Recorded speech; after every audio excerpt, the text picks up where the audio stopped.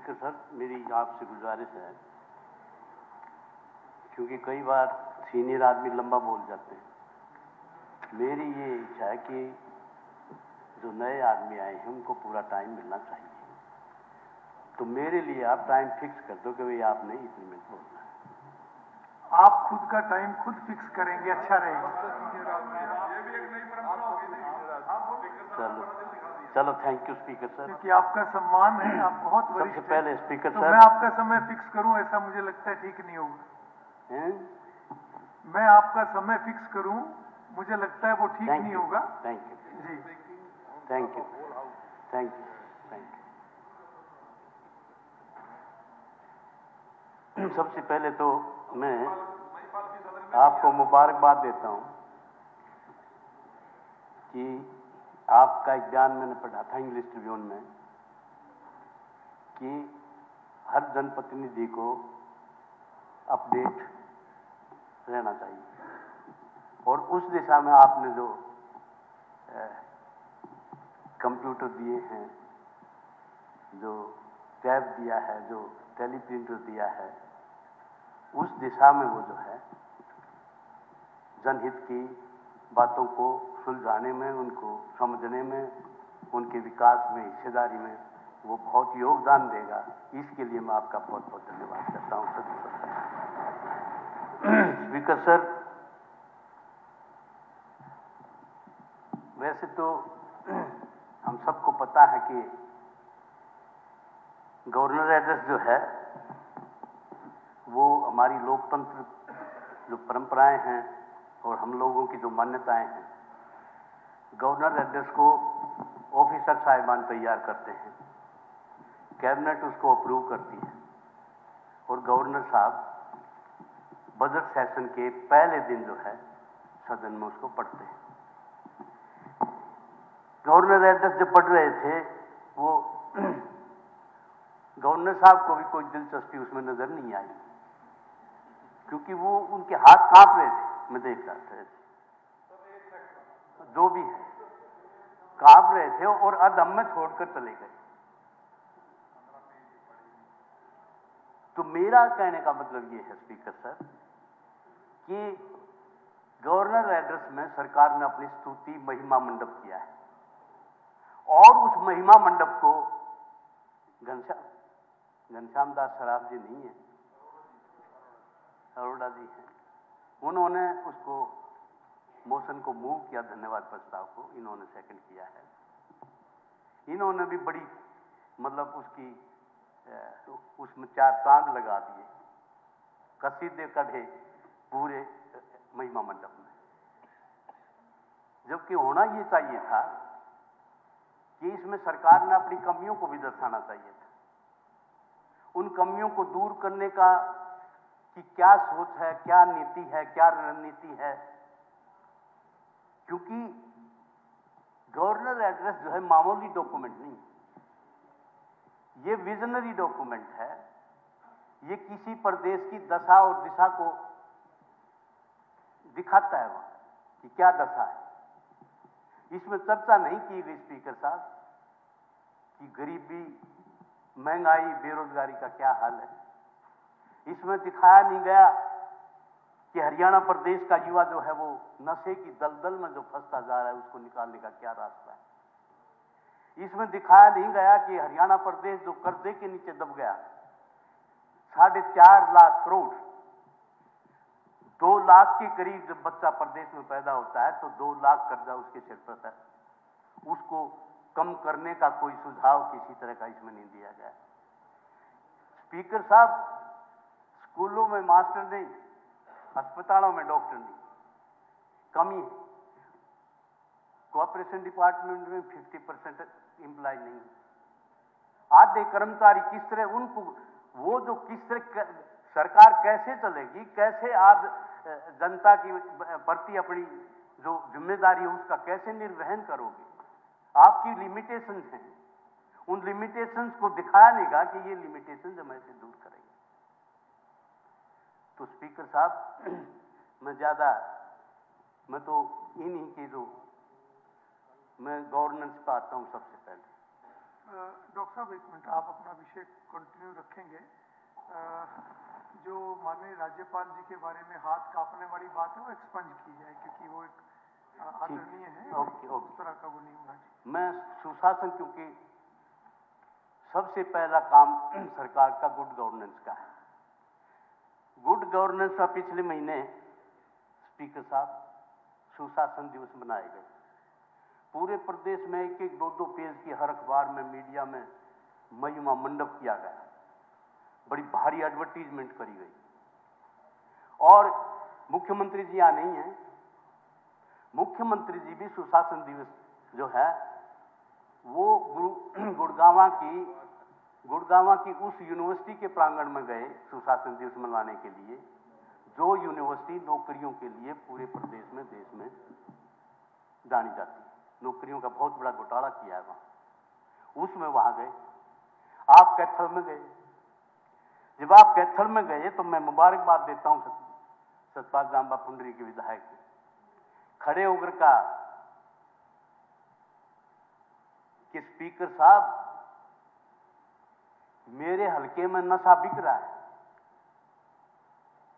मेरे हलके में मिले हुए हैं लोग, मेरे हलके में भ्रष्टाचार है, मेरे हलके में, बल्कि इन्होंने अपना जो दर्द है वो बयान करते हुए कहा कि स्पीकर साहब 20 लोगों के नाम मैंने दिए, पुलिस को दिए।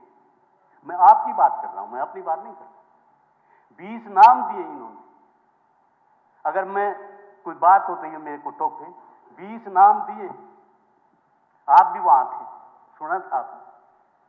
20 नाम दिए हैं, उनको सुबह पकड़ लेते हैं, शाम को छोड़ देते हैं, कुछ नहीं मिला।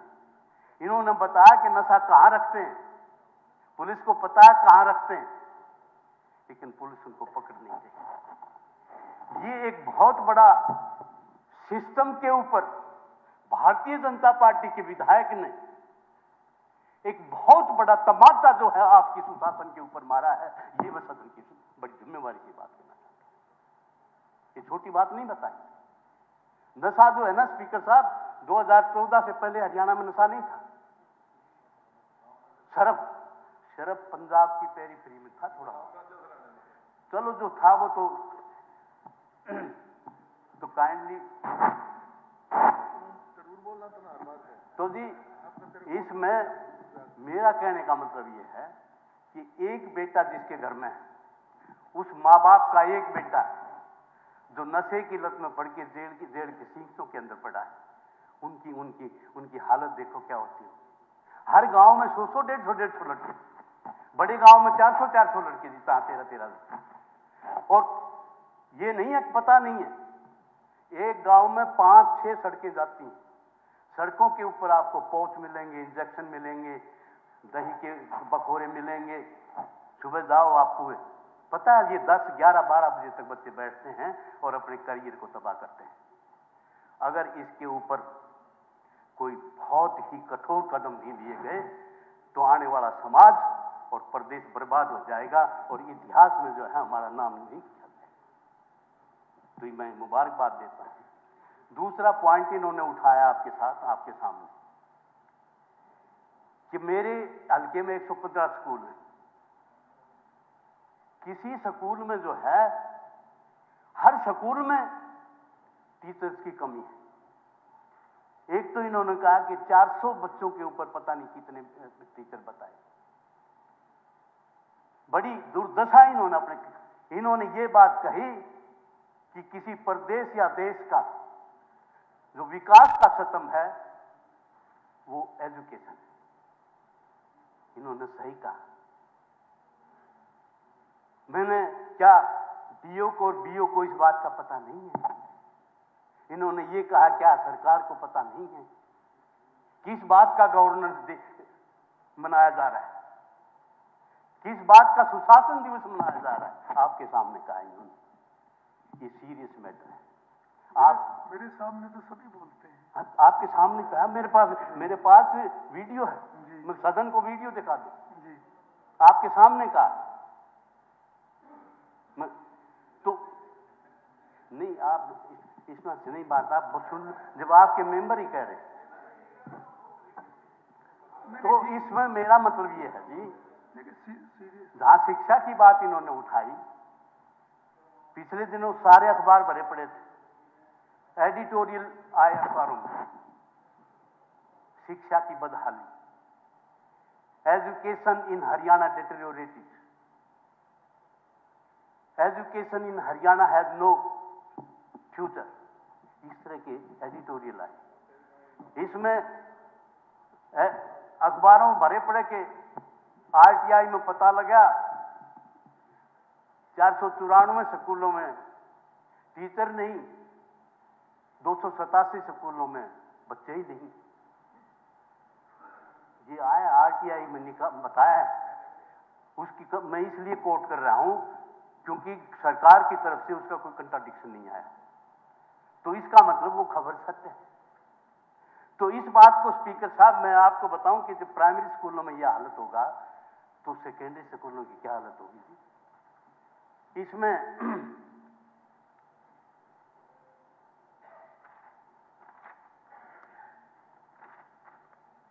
आप देखो जी,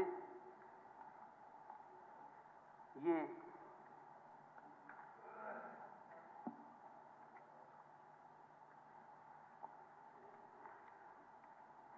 यानी एक स्टडी हुई, उस स्टडी में ये पाया गया कि हरियाणा के बच्चे जो है वो हिमाचल और पंजाब से उनका स्तर नीचे है, कि सीरियस मैटर है।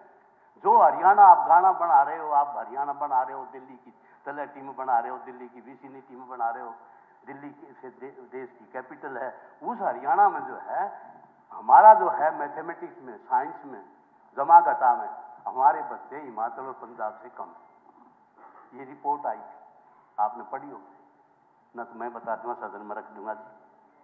तो इसके साथ साथ आप देखो, एक आरटीआई में खुलासा हुआ कि जो कॉलेज टीचर हैं वो तकरीबन जो है जी 7,986 पद हैं, खाली हैं 4,465 और लगे हुए हैं 3,358। आप बताओ स्पीकर साहब, पढ़ने वाले भी इस प्रदेश में हैं, पढ़ाने वाले भी हैं, कौन सी ऐसी नीति है जिस नीति के तहत दोनों का मिलान नहीं होने दिया जाता? क्योंकि किसी प्रदेश की विकास का रास्ता शिक्षा से होकर गुजरता है, अपॉइंटमेंट हो नहीं रही।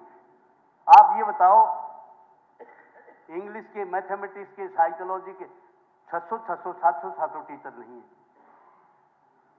कौन लड़का कंपटीशन में जाएगा? किसी ने सिविल सर्विसेज का अपना एग्जाम देना है, किसी ने अपने कोई क्वालिफाई करना है मामला, टीचर उनके हैं नहीं। ये बड़ा सीरियस मैटर है। इसमें मुख्यमंत्री जी या जो भी इसमें जवाब दें कि भाई इनकी जो पोस्टिंग हो कब तक हो जाएगी और कब तक इनका रास्ता आगे बढ़ेगा। और ऊपर की मैं बताऊं जी, आपकी प्रदेश की 22 यूनिवर्सिटी है जी, सरकारी यूनिवर्सिटी, उनमें 6,625 करोड़ रुपया उनके ऊपर कर्जा। वो कर्जा जो है, वो जो ग्रांटी नेट जाती थी, वो ग्रांटी नेट नाम बदल के और लोन कर दिया, और ये कह दिया अपने साधनों से अपने खर्चे मीट आउट करो। कहाँ जी यूनिवर्सिटी कोई कॉमर्शियल ऑर्गेनाइजेशन थोड़ी है, कौन से साधन है जी उनके पास जो, मतलब आप अगर लोन के पकड़ देंगे तो इसका मतलब ये है, इसमें मुझे एक स्मेल नजर आती है सरकार की कि ये कर्जे बढ़ते जाएंगे, या तो ये यूनिवर्सिटियां बंद हो जाएंगी या प्राइवेट हाथों में चली जाएंगी। और ऐसे हालात में आम घरों के बच्चे जो यूनिवर्सिटी में अपना कैरियर देखते हैं, उन बच्चों को स्कोप नहीं मिलेगा वहां पे। आप हिसाब लगाओ जी, 6 यूनिवर्सिटियों में तो वाइस चांसलर नहीं है,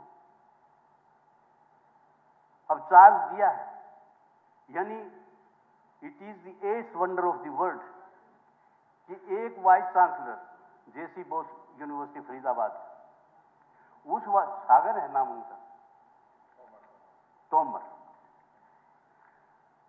उनकी पूरी टर्म उनकी खत्म होने 20-22 दिन, उनको 3 यूनिवर्सिटीज का तार दे दिया। मतलब 3 यूनिवर्सिटी का तार, यूनिवर्सिटी जहां पर मतलब बच्चे जो है वो देश और दुनिया में जाकर अपने इलाके का नाम रोशन करते हैं, उन यूनिवर्सिटीज में ऐसा हालत करती है। क्या है जी, कोई बताओ, कोई काबिलियत नहीं है लोगों में लगने की, पाए नहीं जा रहे, या सरकार की नीयत में इस बात को। तो मेरा कहने का मतलब यह है स्पीकर सर कि इस तरह जो है, मैं मैं जिस यूनिवर्सिटी में था जी, एचएयू में 4 महीने पढ़े, उसको एक्सटेंशन दे दी वाइस चांसलर। करप्ट भ्रष्ट तानाशाह आदमी है, क्योंकि मैंने उसी यूनिवर्सिटी से एमएससी की है, पोस्ट ग्रेजुएशन की है, उसी से मैंने पीएचडी डॉक्टरेट की है। और उस यूनिवर्सिटी में जो हालात देखते हैं, क्योंकि उस संस्था से जहां से आदमी निकल रहा है वहां उसकी आत्मा जुड़ी हुई होती है, और वहां अगर कोई इस तरह की बात होती है तो तकलीफ होती है। क्योंकि ये यूनिवर्सिटी जब अलग हुई थी, हमने संघर्ष किया था, हमारे सर से खून निकला था, ये यूनिवर्सिटी बनी। हिस्ट्री पता, मैं यूनिवर्सिटी का प्रधान था उस टाइम। हमने बाइफर्केशन के लिए लड़ाई लड़ी। जब हरियाणा बन गया, उसके बाद पंजाब एग्रीकल्चर यूनिवर्सिटी थी, लुधियाना हिसार कैंपस थे, सारी ग्रांट ओम प्रकाश यादव जानते के पास लड़ाई लड़ी। हमने जो है जी, उसमें सारी ग्रांट वहां जाती थी, PL480 की, वर्ल्ड बैंक की, सारी सिलेक्शन नौकरियों की वहां होती थी। उस समय वहां नौकरी लगा के हिसार भेजते, हमने लड़ाई लड़ी। जब यूनिवर्सिटी अलग हो गई, प्रदेश अलग हो गया, तो यूनिवर्सिटी अलग होनी चाहिए, और ये यूनिवर्सिटी अलग हो गई, तो हमारा कनेक्शन है उस यूनिवर्सिटी से। उस यूनिवर्सिटी में मतलब इतनी तानाशाही मचा रखी है। एक डॉक्टर दिव्या फोगाट, आप भी नोटिस लेना, मैं एजुकेशन मिनिस्टर से भी मेरा निवेदन है कि डॉक्टर दिव्या फोगाट गरीब आदमी की लड़की, बहुत बड़ी साइंटिस्ट थी, इंटरनेशनल पेपर थी, पब्लिकेशन थी उसकी, बहुत स्टैंडर्ड का। इतनी बेचारी मेहनती थी कि 18 घंटे मेहनत करती थी लैब में। उसको इतना, क्योंकि वो वाइस चांसलर के हिसाब से नहीं चली, उसको इतना तंग कर दिया कि उन्होंने सुसाइड करना पड़ा। दिव्या फोगाट की सुसाइड की इंक्वायरी आप अगर किसी जुडिशियल प्रोसेस करो तो मेरी आपसे वो है। दूसरा इसमें मेरा, ये वाइस चांसलर 4 महीने पहले आपने एक्सटेंशन दे दी। डिग्रियां तो बहुत होती हैं लोगों के पास, लेकिन एचएयू के वाइस चांसलर को छुट्टी की दरखास्त अपने दफ्तर में बुला के लिखवा लियो। अगर छुट्टी की दरखास्त बिना गलती के लिख दे तो मुझे जो सजा दे वो दे दिए। ये कैलिबर है उन लोगों का, वो लगा रखे हैं। तो मैं इस लाइन पर जो है स्पीकर साहब, अब आप ये देखो जी, पेपर लीक तो देखे थे, नौकरियों में लीक हो रहे हैं। कभी नहीं देखा 8वीं का पेपर भी लीक होता है, कभी नहीं सुना 10वीं का पेपर भी लीक होता है, 12th का, MBBS के लीक होते हैं, कापियां जाती हैं, कापियां बदली जाती हैं, कापियों पे दोबारा वो होता है, वो तो सिस्टम एक अलग है। लेकिन डॉक्टर अरविंद शर्मा हैं, उसी इंस्टीट्यूशन से हैं, उस यूनिवर्सिटी, उस इंस्टीट्यूशन का नाम है पूरी दुनिया में, उसका एक स्टेटस है।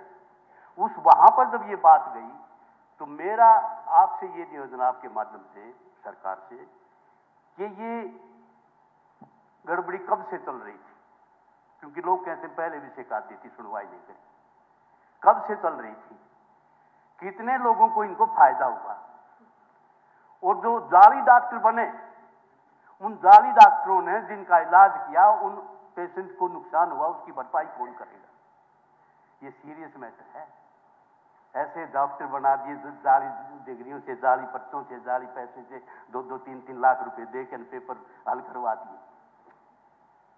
तो इसमें स्पीकर साहब मेरा आपसे निवेदन है कि ये दूसरा, स्पीकर सर,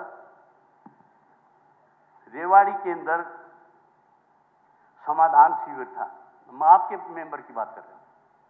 ये दोनों शिक्षा की भी बात इन्होंने उठाई, नशे की, वो उसके ऊपर मैंने एलाबोरेट किया थोड़ा। रेवाड़ी में समाधान शिविर में कोसली के विधायक अनिल यादव, उन्होंने उठाया कि किस बात की गवर्नेंस, महकमों में भ्रष्टाचार, लोग अफसर हमारे टेलीफोन उठाते नहीं। मैंने तहसीलदार को टेलीफोन किया, ये रिकॉर्डेड बात है जी, मैं तो कह रहा हूं, कहां है अनिल यादव जी? हैं यहां? चलिए आपस में आपने मीटिंग में कहा समाधान शिविर, वो रिकॉर्ड, उसमें आपने कहा कि मैंने टेलीफोन किया, तहसीलदार ने कहा यह काम नहीं हो सकता, और 2-3 दिन के बाद जो है मेरा वर्कर वो काम लेकर आ गया जी, मेरा तो काम हो गया। ये हाउस की जान की कि वो कैसे हो गया वो काम, ये इन्होंने सवाल या निशान लगाया आपके विधायक।